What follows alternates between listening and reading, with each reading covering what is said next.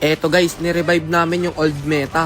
Literal na 5 marksman guys yung ginawa namin sa game na to. At hindi kayo maniniwala sa naging resulta. So eto guys, bumiyahe na yung aming team para sumagupa na para mandirigma. Walang ya guys, tignan nyo lineup namin. Nakatang popol ako dito guys. Tapos mid Kimi naman si Boss Bon. Tapos yung tatlo naming kampe, Moscow, Beatrix, tapos YSS Jungle. Nagsama-sama pa kayong mga bobo.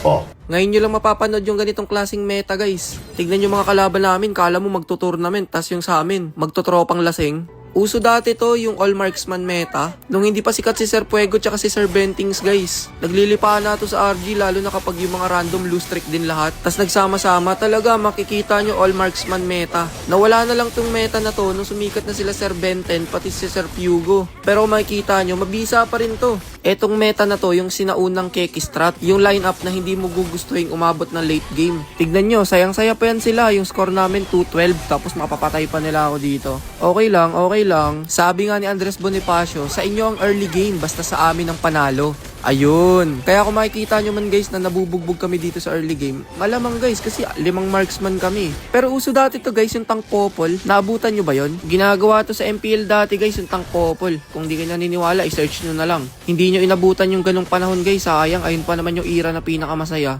Ayun kasi yung panahon dati guys na walang pakialam lahat kung ano ipipik mo. Tapos kapag S5 ka, matik, tank ka. Ayun yung era na yun guys. Tangin na, ubus kami oh. Suga pa itong mga kalaban namin tol. May pagkademonyo. Ako lang natira. Ang problema lang sa meta na to guys is slow starter kasi to. Kumbaga kailangan nyo muna magpabugbog sa umpisa para matamasa nyo yung tamis ng pagkapanalo sa late game. Kagaya nito, yung Leomord guys parang nilalanggam lang. Wala na kasi kami magagawa guys sa Lord. Kaya ang ginawa namin, nag-push na lang kami dito sa top lane. Eh ayaw naman magsiuwian ng mga kalaban. Isagad na namin to. Tara tol, endable na to. Ayaw nyo mag-dep ha.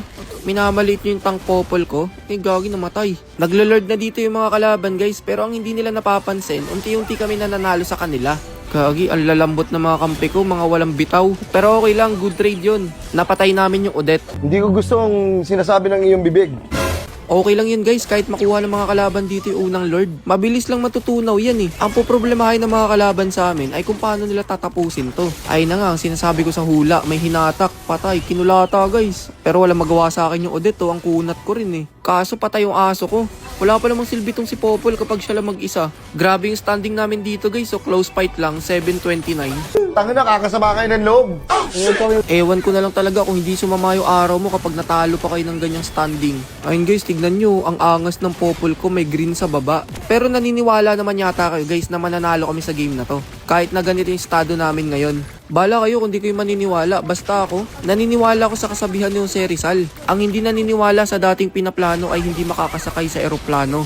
Ayun guys, so tignan nyo. Kaya sana to, kaso lang yung Odette nila napakasakit, hayop. Ayun yung lumalason sa amin guys eh. Kayang-kaya niya kasi kaming tunawin eh. Pero okay lang, good trade lang guys. Sige, sa inyo na yung Lord. Di namin kailangan yan. Gagi guys, hindi nyo alam yung meta na to? Sikat na sikat dati to guys, maniwala kayo. Sa bagay, marami na kasi ngayon nagpa 5 man eh. Hindi kasi sikat sa 5 man to guys. Yung meta na to, mga solo player lang yung madalas nakaka-encounter. At alam na alam nila yung mangyayari guys kapag late game na. Tignan natin yung tarima na ito mga kalaban guys kung papalag to sa 5 man na marksman. Kahit sino humarap dyan sa amin mamaya, talagang may kalalagyan. Tignan nyo yung Kaja guys, nagdadalawang isip na humatak. O tara, isa pa, kaya pa to eh. Pushable to tol, ako magpapahatak. Sige lang, push lang tayo. Ay no, tignan nyo, natatakot na yung mga kalaban. Hinahayaan na nila kami mag-push guys sa mid. Ayun lang, napatay yung Moscow namin. Out muna tayo tol, kulang tayo eh. Namatay pa yung bobong aso na to, hayop talaga oh. Eto rin siguro yung dahilan guys kung bakit hindi na ginagawa yung tank popol eh. Ang lambot na kasi ni Kupa. Dito guys, 18 minutes na. Luminous Lord na yan. Pero binigay ulit namin yun guys. Ganun kalakas yung meta na to. Mas madali pa kasi mag-dep guys kaysa kumuha ng Lord kaya di na namin kinukuha. Hindi na ako kayang i-burst na itong Odette guys, tignan nyo. Natatakot na siya bumitaw ng ulti sa akin kasi alam niyang masasayang lang eh. O eto naman yung Kaja, hatakin daw ako. Pero alam nyo kung sino yung masakit? Hindi yung Odette guys, yung Hanabi. Kita nyo ba yun? Sinaglit lang yung ulti ko. Ayun yung lumileche ng buhay ko, yung Hanabi. Pero buti na lang guys, may pagkasapusa ako dito, buhay pa ako. Ayun, makulit ka, hinahatak ka tuloy. Akala ko nga guys, matatalo kami dito eh. Akala ko di nagagana yung meta.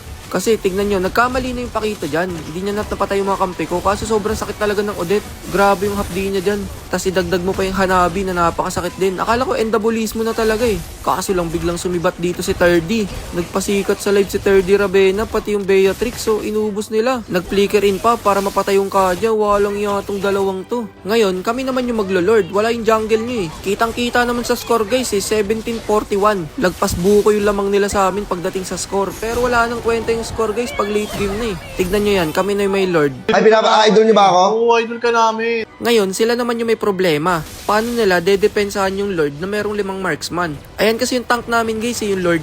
O, di ba mabisa?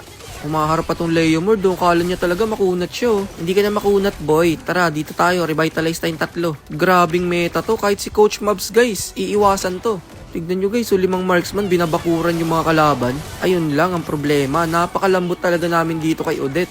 Tangina, napakalambot naman ni Kupa ngayon. Ibalik nyo na to sa dati Munton.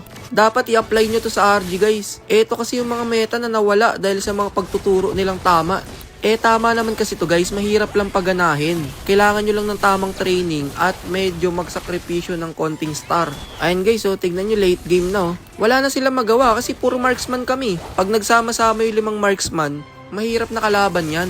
Tignan nyo yung mga marksman guys, so nagwawala ano. Patay si Odette. Paalala lang guys do this at your own risk. Kasi ito yung mga meta na medyo mahirap pagganahin. Kailangan nyo ng pagtsatsaga, ng disiplina, at puso sa laban. Tignan nyo nangyari guys. All marksman meta. Umuubra pala sa high rank. Tignan nyo guys, dito kayo magugulat. Panalo na, MVP pa. O diba, mabisa. Kaya nga pala medyo diramdam dito si Boss Bon guys, naka-challenge siya. Kailangan niya magpa-osnat. Kagaguhan, kaululan, kakupalan. Pukingin na nyo.